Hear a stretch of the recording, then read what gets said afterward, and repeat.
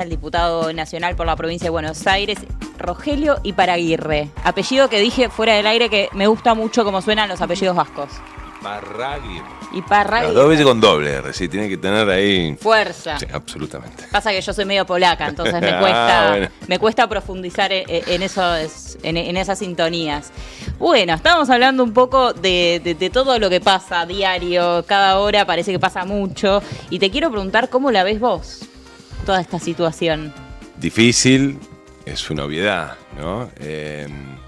Creo que hay como dos lecturas, dos dimensiones, dentro de todas las dimensiones posibles que puede haber, que habilita este desastre, me parece que hay dos a las que hay que prestarle atención.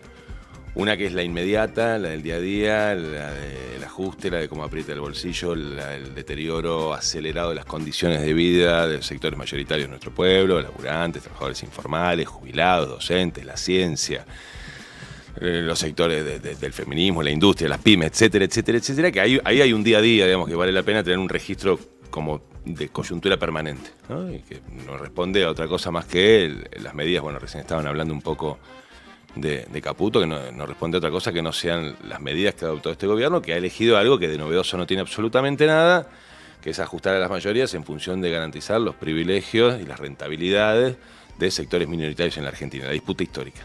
Ahora, eso para mí ocurre con otra dimensión que va en paralelo y a la que hay que prestar atención, pero que es más de fondo y que las raíces vienen de más atrás y no sabemos hacia dónde se proyectan y van a depender mucho de la capacidad que tengamos, ya no la política, sino la sociedad de reconstruir mayorías, de reconstruir comunidad, que tiene que ver con lo que para mí es la derrota política del pueblo argentino. Yo sostengo que lo que aconteció el año pasado no fue una derrota electoral, sino eso fue apenas la frutilla del postre, que ya estaba aconteciendo una derrota política, que son dos cosas distintas. Las elecciones se ganan, se pierden. Para mí siempre el mejor ejemplo es la derrota de Néstor con Alica Alicate en el 2009, y eso fue una derrota electoral, porque fíjate lo que ocurrió políticamente en la Argentina con posterioridad a esa elección del 2009. Sí, de hecho da ese discurso. De IPF, la reelección de Argentina. 2015 también. 2015. Bueno, yo creo que ahí hay como un fleje, ¿no?, entre una situación y la otra, pero del macrismo para acá me parece que se empieza a cocinar a fuego lento una derrota política, pero ya no una derrota del peronismo o de un sector de la dirigencia política, social, sindical, lo que fuere, sino una derrota, insisto, en el seno del pueblo, que explica en alguna medida este asombro que tenemos todos, que es una conversación recurrente, nos pasa con nuestros amigos, nuestras amigas, nuestros compañeros, de qué pasa que no pasa nada, ¿no? Vos vas al barrio más postergado, más vulnerado de Tandil, que es el barrio La Movediza. Es un barrio que tiene históricamente, digamos, arrastra carencias y deudas del Estado, municipal, provincial y nacional para con los vecinos y vecinas de ese barrio. La situación ha empeorado enormemente y no hay un cambio de clima social en el barrio. Y a mí me parece que esto tiene que ver, por lo menos con la convergencia de varios sectores. Por supuesto que es algo mucho más complejo para poder hacer síntesis en 2 minutos, pero que tiene que ver con que también nosotros, en general, nosotras en general, fuimos dejando de lado algunas agendas que hacen a la esencia constitutiva de cómo se construye la relación de los pueblos, de las mayorías, para con las instituciones e incluso con la democracia misma. Y hay algunas cuestiones que nosotros no fuimos capaces o no quisimos o no pudimos mirar, como la educación pública, como la salud pública, como la seguridad ciudadana, que vienen de procesos sostenidos en el tiempo de deterioro, que no responden a estos 8 meses de Milei, que no hizo más, por supuesto, que acelerar ese deterioro, pero que vienen de procesos sostenidos en el tiempo que fueron horadando la conciencia cívica de nuestro pueblo, y eso lo hizo proclive a esta derrota política que se estaba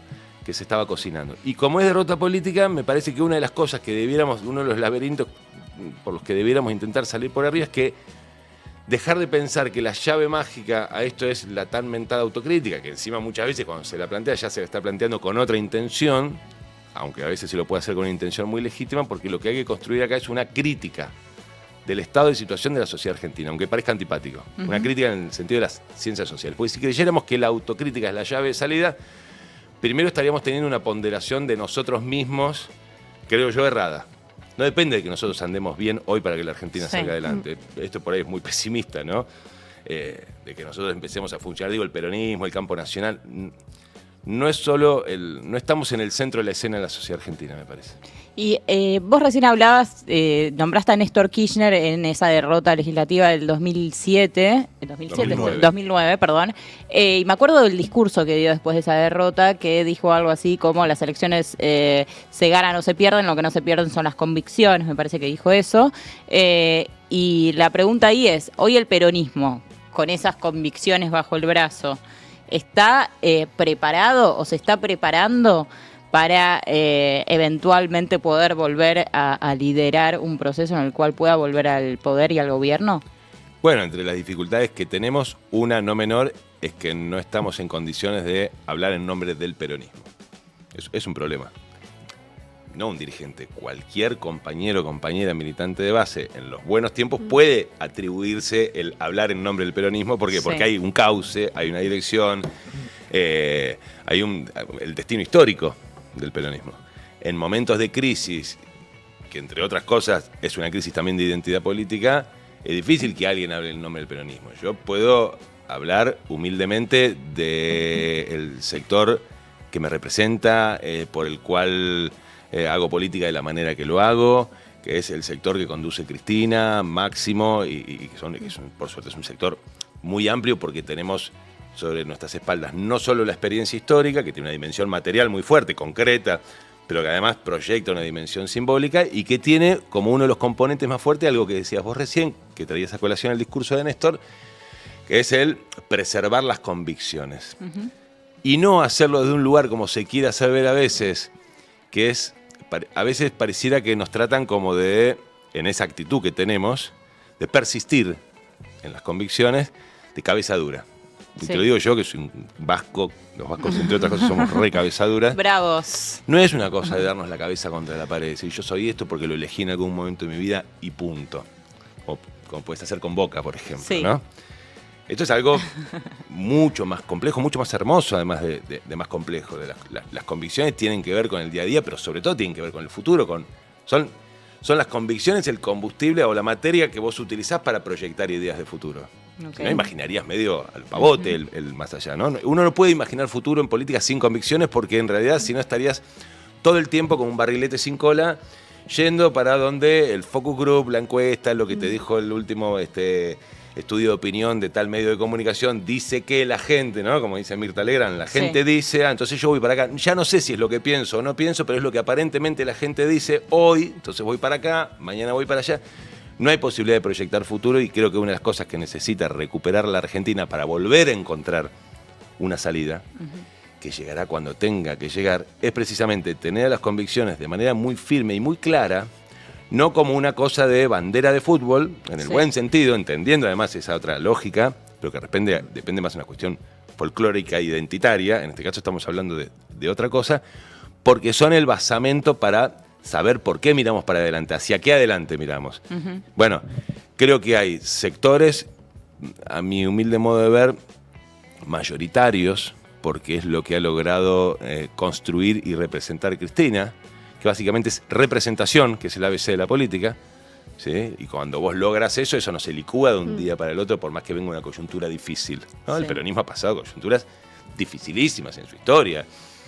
Entonces me parece que hay un sector, para mí, mayoritario del peronismo, del campo nacional, que tiene, digamos, muy firmemente los pies puestos sobre esas convicciones porque entiende que es a partir de ahí que se puede imaginar un mañana. Ya Hay le voy a otros sectores abrir, que no. ya le voy a abrir la palabra a mis compañeros, pero te quiero hacer una pregunta sobre un tema que sé que tratás y que sabes bastante, que tiene que ver con la ludopatía. Yo estaba viniendo en subte acá a laburar y vi unos carteles que pegó el gobierno de la ciudad en el subte que dicen, si crees, y le saqué una foto, si crees que tu hijo apuesta, apostá por el diálogo, hablar es ganar.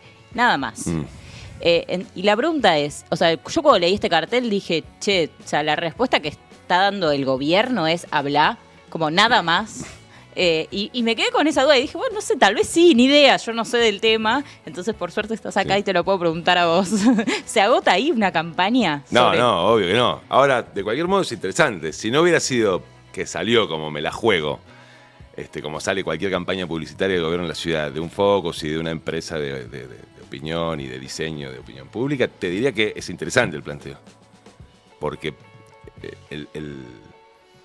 la situación sobre la que el problema desborda hoy es una situación que es la de la fragmentación social profunda, incluso adentro del propio hogar. Es decir, los espacios de diálogo, de interacción en real, en una familia, en un grupo de amigos, en la escuela, en el aula, en el laburo, donde sea, es cierto que están en crisis y, entre otros fenómenos, el de las apuestas online, pescan en una pecera donde nos encuentra solos, ¿no? Un profe, hablando de este tema en una charla que dábamos en un club sobre la ley que estamos trabajando en el Congreso de Apuestas Online, me decía que lo que hasta hace algunos años usábamos metafóricamente como hay que sacar a los pibes de la esquina, entendiendo que la esquina era como el ámbito, digamos, más fácil para la violencia, la droga, el escabio, etcétera. Bueno, hoy hay que pensar esa frase como hay que sacar a los pibes de la habitación, ¿no? Me parece que ahí hay algo que, entre otras cosas, tiene que ver con la falta de diálogo. Uh-huh. No estoy defendiendo esta campaña. No, yo no tengo respuestas, te tiré la pregunta. Pero creo que es uno de los temas de fondo. Tiene que ver con lo anterior también, con lo de la derrota política de la sociedad. Es lo que, en la medida que se profundice el proceso de atomización de la comunidad, de cualquier aspecto donde la vida en comunidad adquiere relevancia, estas economías de plataforma, esta nueva fase del neoliberalismo prende en la medida que nos encuentra solos, que nos encuentra rotos, ¿no? Bueno, es ahí donde, pero por supuesto que el tema es mucho más complejo. Una cosa que yo vengo planteando como una bandera en la discusión de ludopatía y la ley y el juego online y las plataformas, etcétera, es no cometer el error que muchas veces se lo comete, entiendo yo, con muy buena voluntad, de hablar del problema de las apuestas en los jóvenes o en los menores de edad, o que la ley que estamos trabajando en el Congreso, o las leyes, porque hay como 14, son leyes de prevención y regulación de ludopatía en menores. Pero los pibes no bajan de un plato volador, no es un problema de los pibes. Claro. Por supuesto que ahí se expresa la dimensión más urgente, más desbordante en los pibes, ¿no?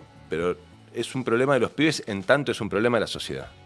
Y la sociedad tiene este problema, entre otras cosas, porque hoy está abrazando con mucha vocación, pareciera ser, en el marco de esta derrota política, cualquier salida que tiene que ver con lo inmediato, con el ya mismo, con hacer del dinero un bien en sí mismo, ¿no? Hasta acá el capitalismo, en relación al fetiche del dinero, siempre se lo vivió como el intermediario necesario para llegar a lujos, casas, joyas, viajes, qué sé yo, no sé lo que cada uno imagine.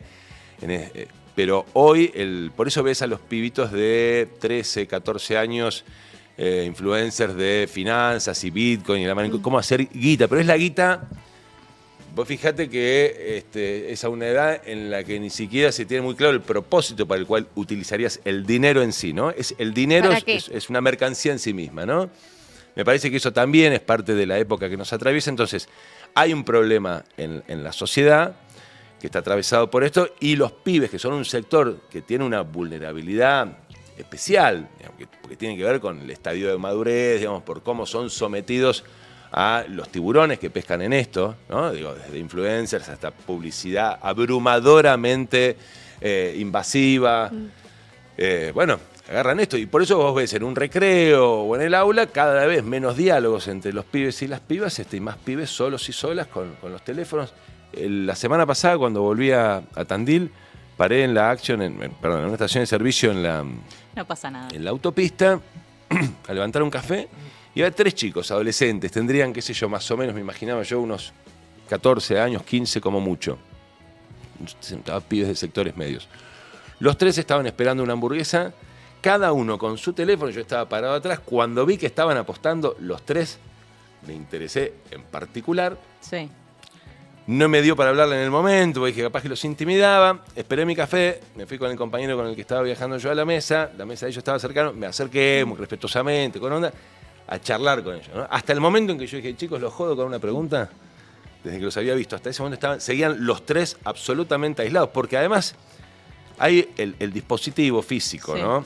Que es el que abre puertas a la dimensión digital de las plataformas, tiene una condición sine qua non, que para estar conectado, vos tenés que estar solo. En el instante en que vos ahora agarrás el teléfono para contestar un WhatsApp, Hasta que dejes de hacerlo, no estás ni con ella, ni con él, ni conmigo. No, claro. Sí, sí. Bueno, eso no ha hecho más que acelerar y profundizar la fragmentación social, el estado de abulia social en el que vivimos. Entonces yo creo que hay que hablar sobre el problema en general para a partir de ahí abordar lo de los pibes. Pero además, una cosita más, porque la trampa en la que nos están queriendo meter los pulpos de las empresas legales del juego online, ellos vienen, en el caso de la ley, ¿no? De hecho, hemos tenido reuniones con ellos, o con sus representantes, y si nosotros estamos con ustedes, por fin alguien está trabajando una ley para cuidar a los pibes. El problema son las ilegales. Y entonces nosotros queremos dotarles a ustedes de las herramientas necesarias para combatir a las ilegales. Es cierto, entre un 70 y un 80% de las apuestas en pibes en la Argentina se dan en plataformas que no están registradas, es decir, que no han licitado en ninguna provincia argentina, por ende son ilegales, ¿no? Ahora bien, el problema no es solamente eso, sino que esos pibes emulan la conducta de una sociedad, de la cual, entre otros, son parte sus padres, ¿no?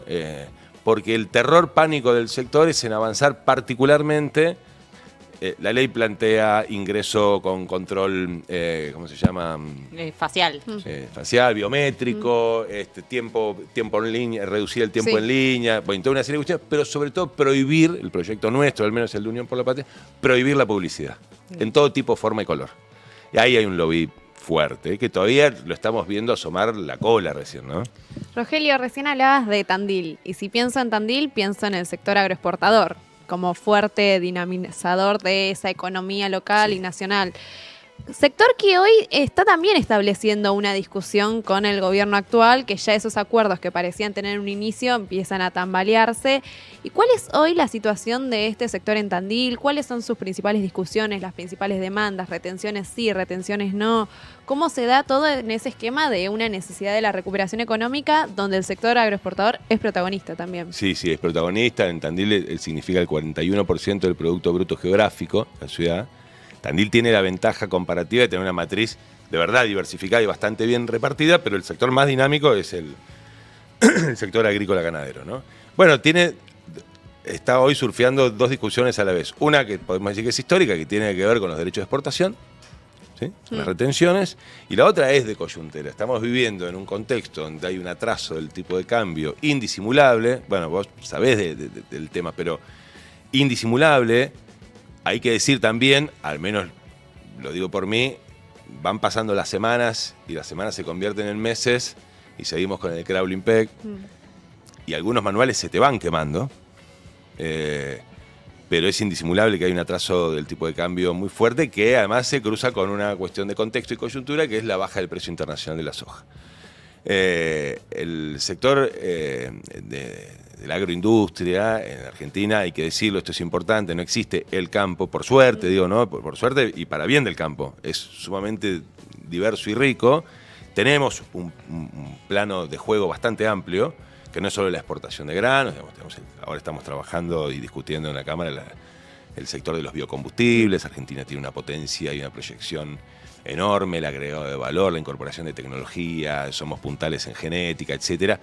Pero es cierto que el vértice del sector está volcado sobre los diferenciales de la Argentina en materia de lo competitivos que somos para el mercado exterior, es decir, para exportar alimentos, proteínas, y que hoy están atravesados, como te digo, se han juntado, está siendo de alguna manera la tormenta perfecta para el sector. De hecho, estudios de la Bolsa de Cereales de Rosario lo que están indicando es que hoy hay en muchos segmentos del sector rentabilidades negativas, los insumos están dolarizados y han tenido, a pesar del freno, del pie en el freno que le han puesto al tipo de cambio, han tenido sobre todo a partir de diciembre, ¿no? De lo que fue la devaluación de diciembre, un salto muy, pero muy grande, que, bueno, como sabemos, no fue acompañado ni por el precio internacional de las materias primas, de las hojas, si querés, preeminentemente.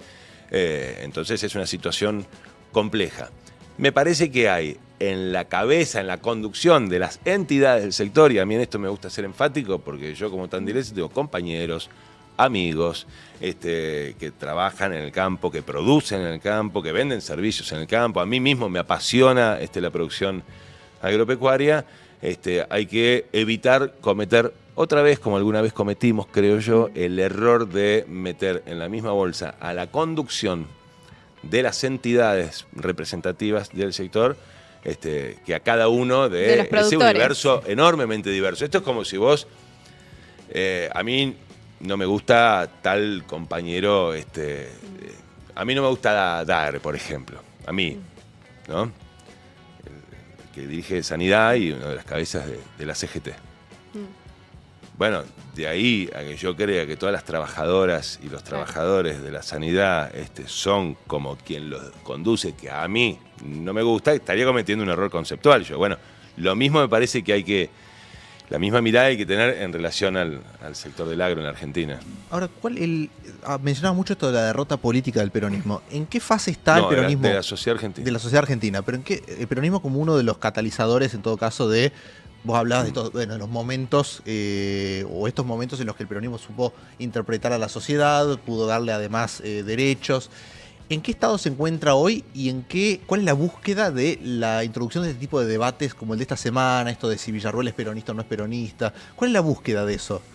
¿La búsqueda que hacen ellos en torno a eso? La búsqueda que hace en general los distintos sectores No, bueno, a mí me ¿sirve parece... de algo ese debate? No la quiero tirar, para mí no la quiero tirar a la tribuna, pero para mí nosotros lo que debiéramos es reencontrarnos con debates que nosotros dejamos de lado hace mucho tiempo. Sí. Te voy a poner un ejemplo concreto. Cristina asume su segundo mandato el 10 de diciembre del 2011, el 1 de marzo del 2012 da su discurso, como corresponde, de apertura de sesiones ordinarias en la Cámara de Diputados. Sí. Plantea ese día, para mí fue bisagra, y habría un escenario que hasta ese momento no habíamos abordado del modo en que ella lo plantea, que dice, en relación a la educación pública.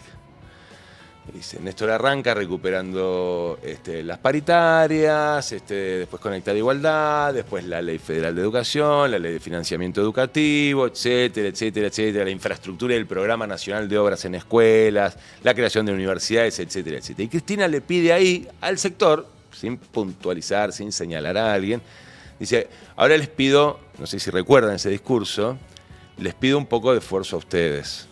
Sí. Va de retro Satanás. De eso no se habla. O porque no era muy progre hablar de eso, o porque no daban las correlaciones de fuerza, o porque parte de la composición de nuestro campo, parte de nuestros aliados y actores pertenecen a sectores de la educación que preferían obturar el debate o simplemente no darlo. Y quedó ahí. Les dijo que tenían 3 meses de vacaciones. Le dijo un poco bueno, más por de eso cosas, no quiero, por eso. Te digo, acordás sí, perfecto sí. el discurso. Sí. Bien. Lo cierto es que, para no quedarnos con el discurso de Cristina, Sí. es que de ahí para acá pasaron, ayúdame, 2011 años. Sí, ¿no? 13. No, 13 años. ¿Del 2012? 12 años. 12 años. Y nosotros, yo esto se lo pregunto a muchos compañeros, digo, che, con honestidad intelectual, de verdad, digo, ¿cuándo fue la última vez que recuerdes que el tema de la educación ocupó algún grado de centralidad en nuestros debates, en nuestras discusiones, en los temas que nos ocupamos, que elaboramos? La verdad que no mucho, ¿no? Lo mismo nos ocurre en relación a la seguridad. Sí. Seguridad pública. Hemos arrastrado, yo creo que al principio uno podría decir un prurito, falta de madurez política. Hablo por mí, que hoy tengo 46 años y que hace 12, 13 tenía 30 pirulos, no era lo mismo. Sí. Y te coparon el discurso del otro lado. Pero a mí te compararon el discurso del otro lado y en el medio me parece que a nosotros se nos sumó incapacidad, ya no solo prurito, Sí. ¿no? Y es la verdad que es un tema alucinante para laburar de cara a la sociedad, para trabajar, para construir, para estudiar, para formarse. La salud pública. Cristina, de nuevo, acto en el Estadio Único de La Plata, Sí. acto raro, acto Sí. vacío, pandemia. De ese acto todo el mundo se quedó con la frase de Cristina de 3 o 4 vivos. los que no funcionan. Ahí está, esa es la parte importante. Porque muchos se quedaron con lo de los funcionarios que no funcionan, ¿te acordás? Pero ahí marcó dijo, alinear precios, tarifas, salarios, jubilaciones. Habló de la salud. Habló de la crisis de los 3 subsistemas de salud, el sistema público, el sistema de las obras sociales, el sistema privado, el sistema de las privadas, que había que ir hacia una integración necesaria, que era ineficiente el sistema por definición en la Argentina y que iba hacia una crisis peor. ¿Qué hizo el entonces presidente? Lo mandó a uno de sus aliados, caló, a decir que la vicepresidenta se ocupe de manejar el Senado, de las obras sociales nos ocupamos nosotros, a la ministra de Salud, el otro subsector, a decir, no, nosotros tenemos un programa, ya estamos trabajando en eso, ¿qué están diciendo? Bueno, el otro son las prepagas, digamos, ¿no? Velocopit y compañía. Lo cierto es que, de nuevo, no pudimos seguir hablando del tema. A mí me da la sensación de que hay un déficit nuestro, que entiendo que hoy estamos tomando nota de eso, que Cristina plantea una serie de debates de fondo y lo hace una vez cada tanto, porque no puede estar todos los días planteando un debate. Y a veces nosotros, digamos, como que quedamos muy lejos para darle continuidad y profundidad a esos debates, ¿no? Ahí creo que hay... Quiero ser propositivo, ¿no? De cosas que pienso, tómenlo como de quien viene, yo estoy siendo honesto de lo que pienso, ¿no? De cosas que hace tiempo que me atraviesan. Entonces, de nuevo, hablando de esa derrota política de la sociedad, hasta que la sociedad no vuelva a vernos a nosotros trabajando, estudiando, preparándonos y proponiendo programáticamente salidas a los problemas concretos de la vida diaria que atraviesan a nuestra sociedad, es difícil que volvamos a encontrarnos para mirar el mismo futuro, ¿no? Decíamos el otro día, bueno, hace un tiempo en realidad, con una mamá de un barrio de Tandil, que sale la piba para patín, creo que era, estaba saliendo del club, y se va a tomar el bondi, y a los 10 minutos vuelve a entrar, llorando. Le habían choreado el celu en la parada de colectivo, ¿no? En Tandil esto. Y la madre me decía que después de varios días le había caído ella en razón de que entre el abanico de opciones, de reacciones posibles que habían manejado con su marido, no se les había ocurrido la de ir a radicar una denuncia a la comisaría. Es decir, ya no estaba ni siquiera, ¿no? Porque no tenía sentido. Porque no tiene sentido, correcto. Porque además hay una encuesta que es tremenda, que creo que hizo las Naciones Unidas en la Argentina hace 3-4 años atrás. Hay sectores vastos de nuestra sociedad que desconocen la existencia del Poder Judicial. Ya no es que tiene una opinión negativa, ¿eh? Porque no tienen acceso. Tiene creo que un 80 y pico % de imagen negativa del Poder Judicial. Pero lo más loco es que hay una parte de nuestra población que desconoce la existencia. Y no es que son 25 poderes lo de nuestra Constitución, son 3. Imagínate vos lo mal que tiene que funcionar. Bueno, esas son las cosas que atraviesan a nuestra sociedad todos los días, además de la dimensión material, por supuesto, ¿no? Que es la económica, que es el laburo, que son los ingresos, que es la posibilidad de progresar, de salir adelante, que no son cosas del otro mundo. Sí. ¿No? Digo, prender un fuego, tirar un churrasco y compartir un vino el domingo no tiene que ser una cosa, ¿no? Pensar en poder llevar el auto al mecánico, porque hay que hacerle un arreglo y si no, mientras tanto estoy sin coche, ¿eh? Ya no te estoy hablando de cambiar el auto. Pensar en... El otro día me decía un compañero en Tandil de la construcción, que está laburando además en un lugar donde hoy la mayoría de los albañiles de Tandil quieren estar laburando, que es la construcción del parque eólico La Elvita, en blanco, registrado.